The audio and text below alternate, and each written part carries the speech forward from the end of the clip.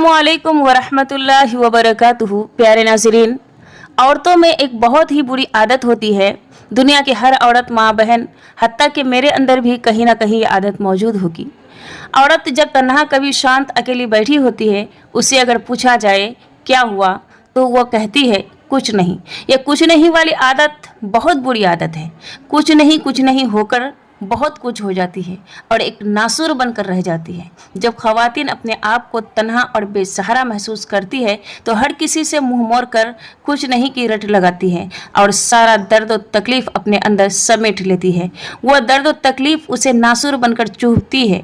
इसलिए आपसे अगर कोई कहे कुछ नहीं, तो आप प्यार और मोहब्बत से उससे वजह मालूम करें, उसके दर्द का दवा बने, इससे हमदर्दी करें और यकीन दिलाए कि कुछ नहीं के प्रॉब्लम को आप उसका सोल्व करके रहेंगे, तो वो इंशाल्लाह ज़रूर आपसे शेयर करेगी।